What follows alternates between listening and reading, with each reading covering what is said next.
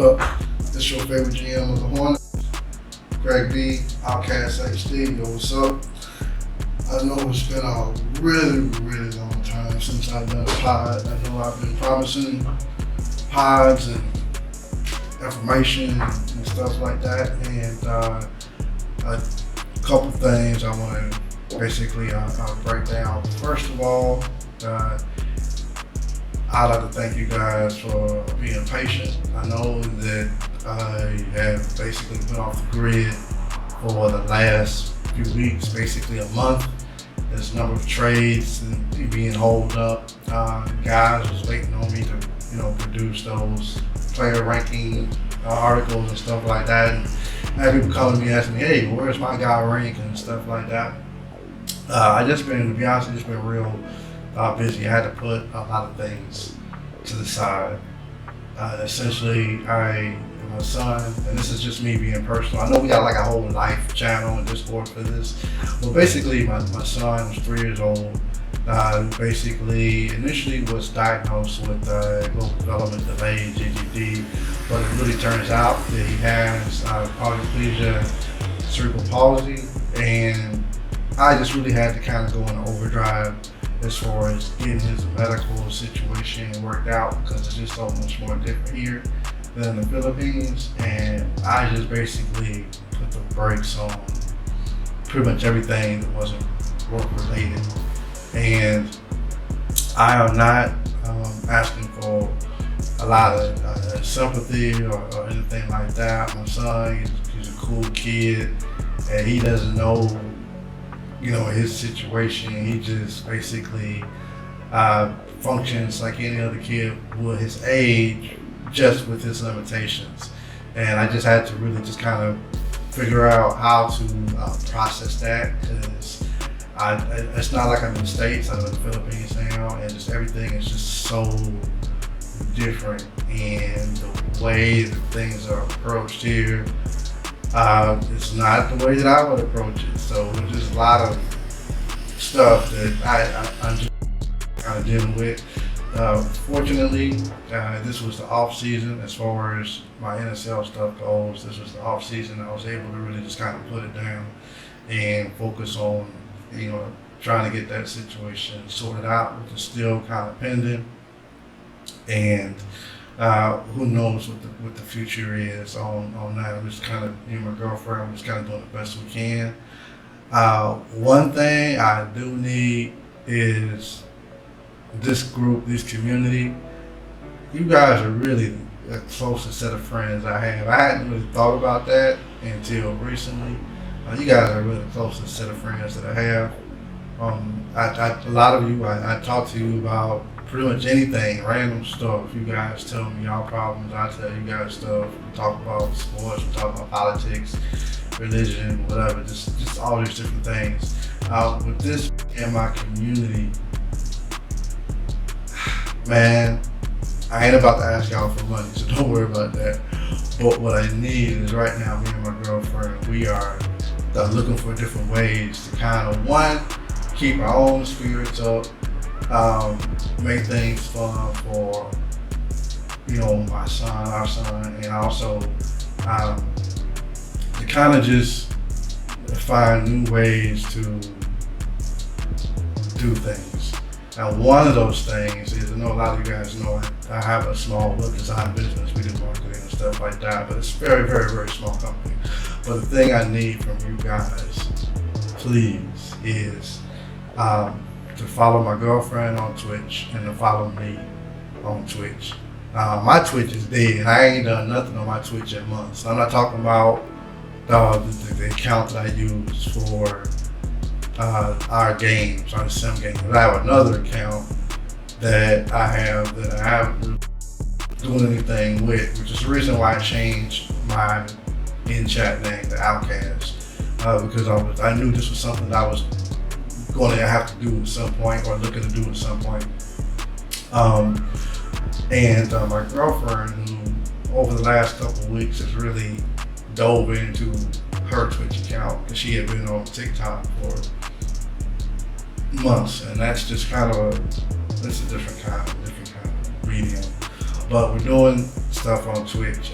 She has a channel where she does a lot of cover songs. That she's looking to do a little bit of gaming as well.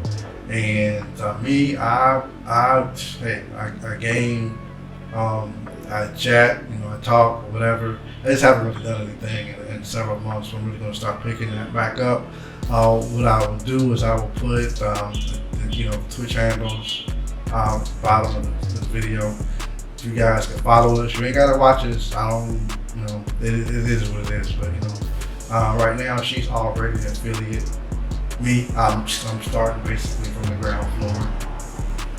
Would like to become affiliate, see if I can bring in some extra revenue, as well as possibly bring some more light to what cerebral palsy is and how it affects kids and families and stuff like that. So I'll be working on that, probably like a separate little podcast for that as well.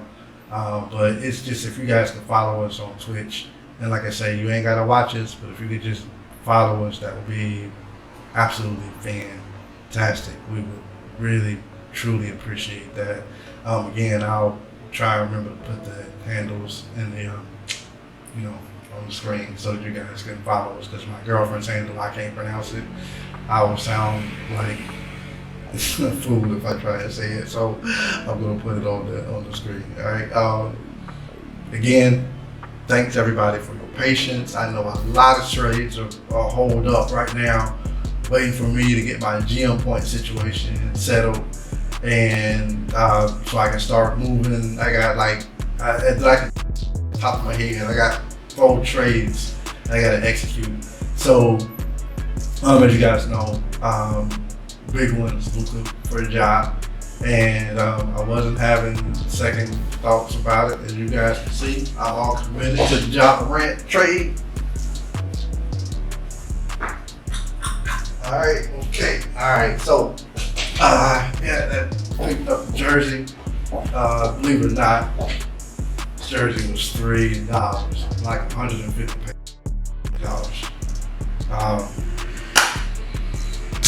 Everything's cheaper in the Philippines, man. What can I say? Essentially, that brings me to a funny scenario. As you guys know, the World Cup is here, and I was actually hoping to go there. I have a pending podcast idea with LJ, and we talked about this several months ago, and I essentially dropped off the map with him as well as everybody else. One of the things we wanted to do was, I was planning to be able to go. I couldn't afford to go on games. Games are super expensive, but just basically go down there, network, get the podcast name out there and stuff like that, and just kind of, do podcast stuff. And so I put the ticker on my site, Hornets GM sitting having lunch with Brian Windhorse. It's funny, because I'm getting back into the groove of things. I had that ticker up there. I haven't been anywhere. I live outside of Manila. I live about an hour or so south of where Manila is right now. I used to live in Manila, but not anymore.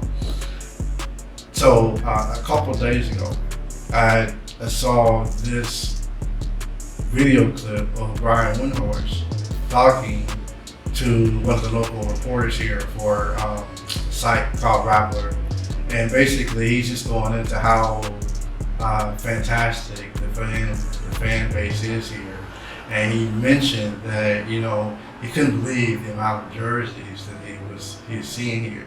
He made a mention about an NBA store, but he mentioned the amount of jerseys that he was seeing on next year, and what he don't realize is those jerseys cost $3.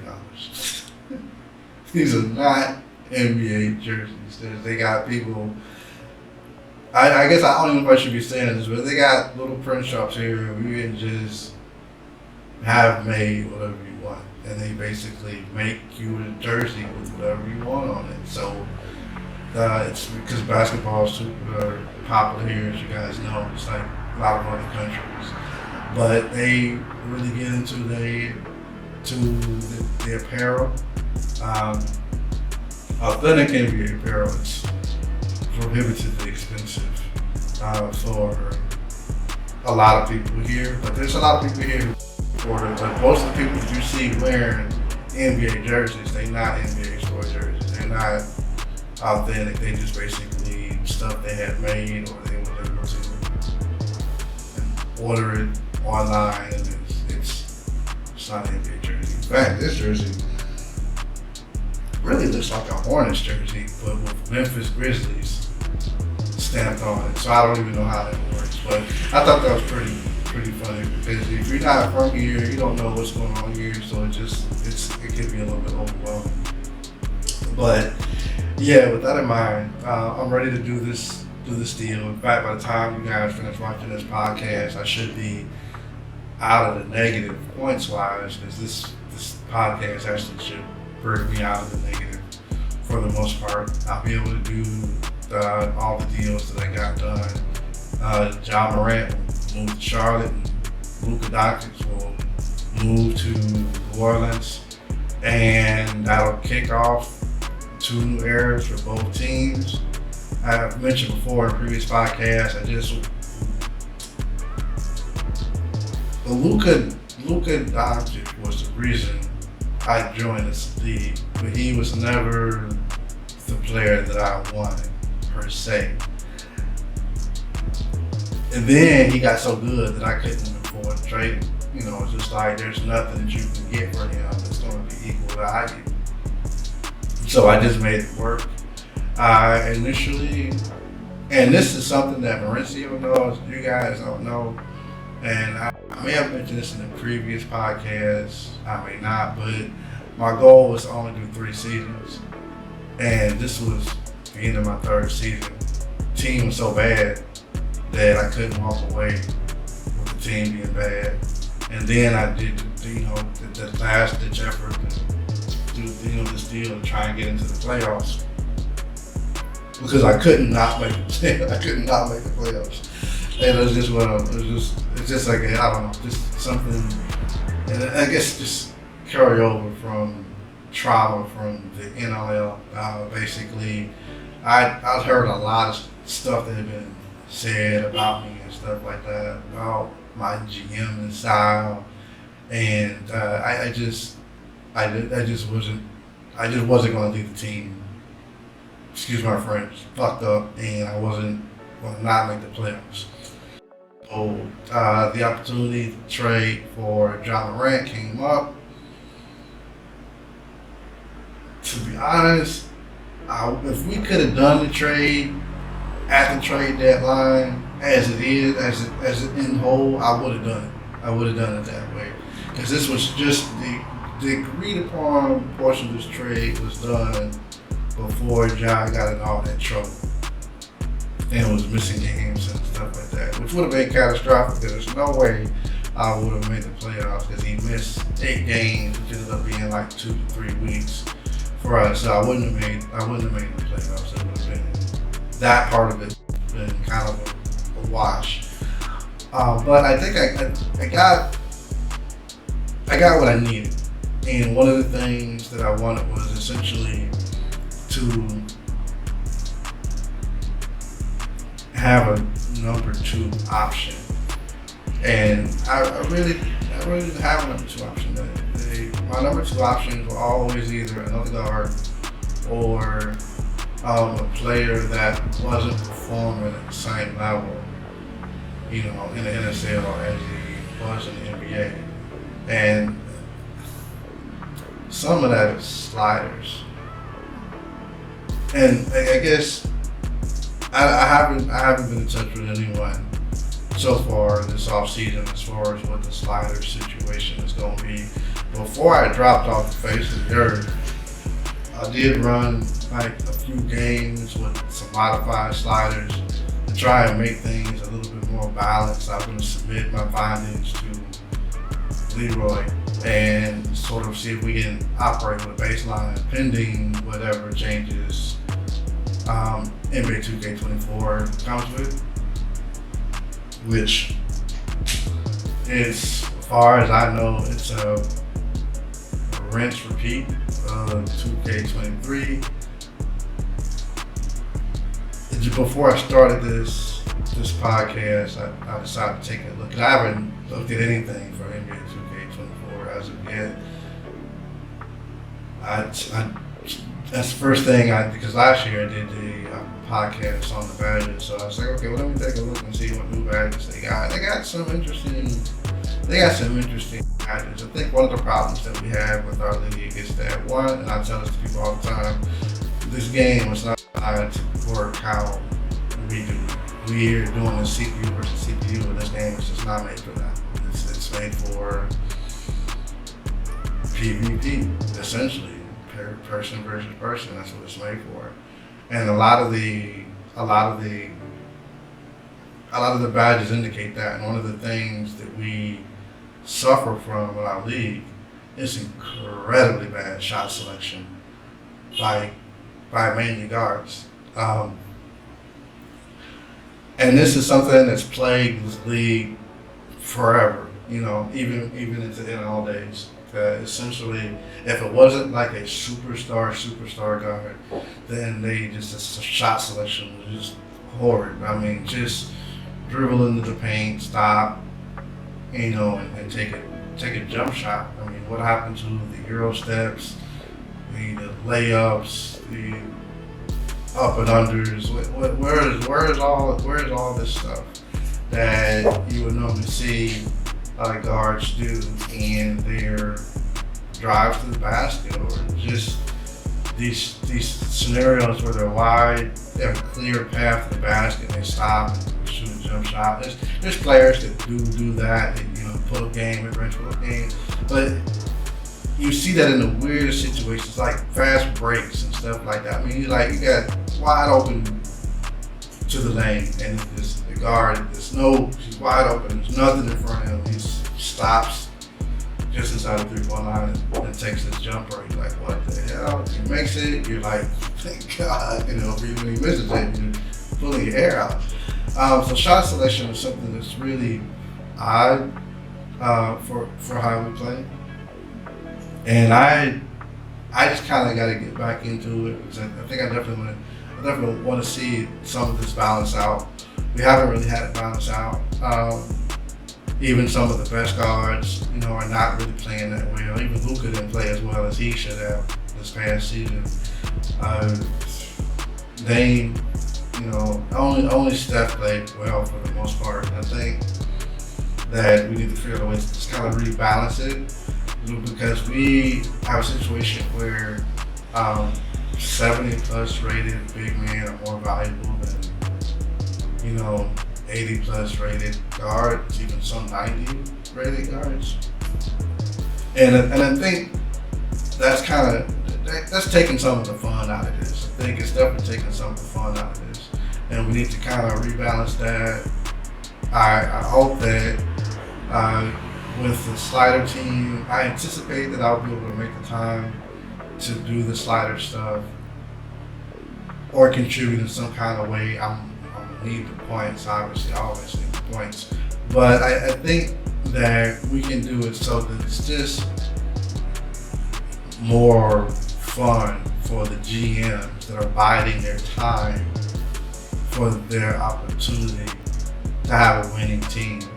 And by that I mean that there are a lot of GMs who are super patient, and they are willing to let the top teams burn themselves out so that they can kind of cycle to the forefront and then become an elite team. And I think that that's just something that we need to make it more interesting to these guys that are in that transition period where they may not be a finals team, but they have developing talent, and that should be productive on the court, even if they're not winning games.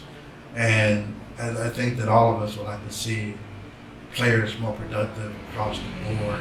And I don't want to take anything away from the role players, such as JaVale McGee's and, God forbid, Simon Whitesides and stuff like that do have a place in the league, because rebounding is always going to be important. But you shouldn't have a scenario where a guy like Dwayne Dedmon is more valuable than, a rated point guard or like slashing combo guard or whatever. It's just bananas. It just doesn't make any sense.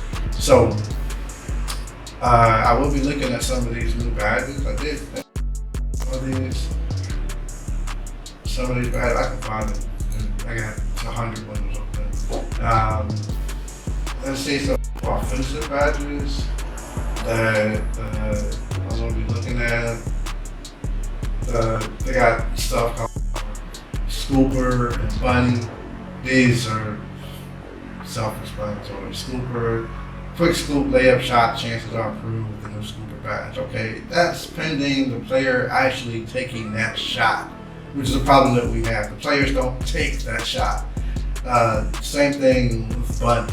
Hop, step, layups, and dunks, receiving free shot chance with Bunny. Okay, that's great if they're actually doing that. And the thing is that players in our league, the way that we are playing, they're not doing those moves, And so we're getting hyped up for these badges. The players aren't doing those moves. So what is it that we're not doing that is preventing the players from being able to do those moves? Because if they can do those moves, they would actually, even without the badge, still be a little bit more efficient.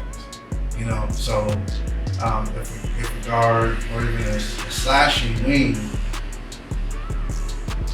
drives towards the lane and actually does his Euro step, or does his spin move or his crossover and can get by his guy, then that's a higher percentage shot than a stop, pull-up, contested jumper, you know what I mean? So I think that has something to do with the difficulty level as well as the slider setting per se. I think it's something that we need to look at.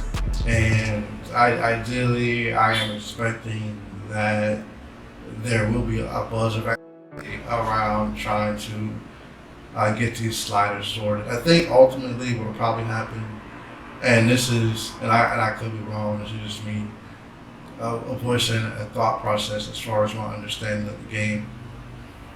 I think ultimately we're going to end up with higher scores.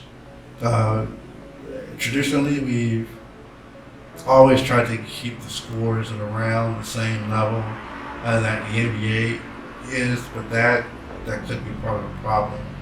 Because in order for the game to hold the score down, players have to miss shots, right?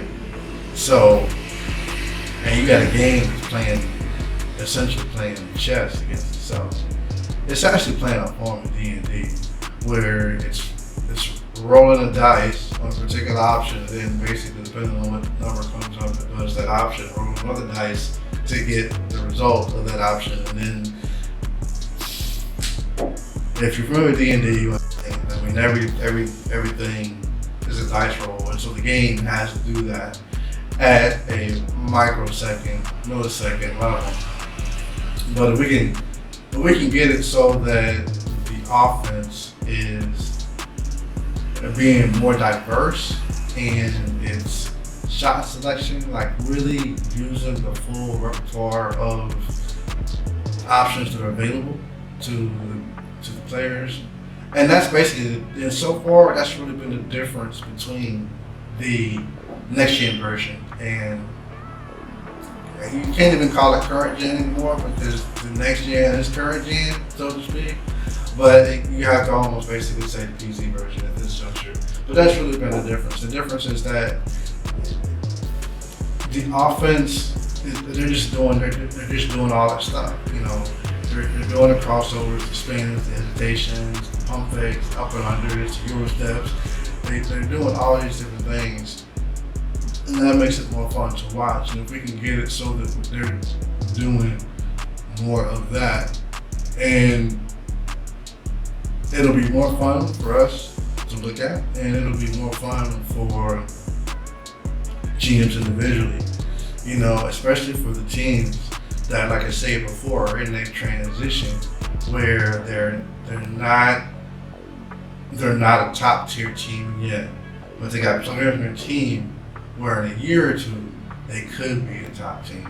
And that's something that we really need to work on, because in a lot of instances it's not fun for people. People would check out because one, they're not a top tier team or a playoff team.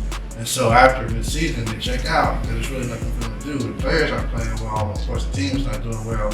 So that kind of, it causes people to check out. I just think that if we figure out through our game settings how to make the game more entertaining, even if we have to sacrifice holding the score down to make the league more fun, not make it arcadey. I'm not talking about games where teams are scoring 130, 140 points, nothing like that. We're talking whatever it takes to make it a little bit more fun, you know. And that's the thing. I know for me, I hate to lose. I'm not obsessive about losing, but I think I have losing is, it's not something that I can stomach well. I just think that my time is so tight that the whole idea of spending that time and losing games just frustrates me. I'm not in the stage where I can develop players. I haven't really been in that stage in a while. I think I left that stage probably like my first 4 or 5 years. And but right now, I really would like to continue to be competitive. I'm excited about the whole Ja Morant Luka trade. I want to see what I can do with that. Ja Morant, 25 games, which is going to translate to like 6 weeks for us, depending on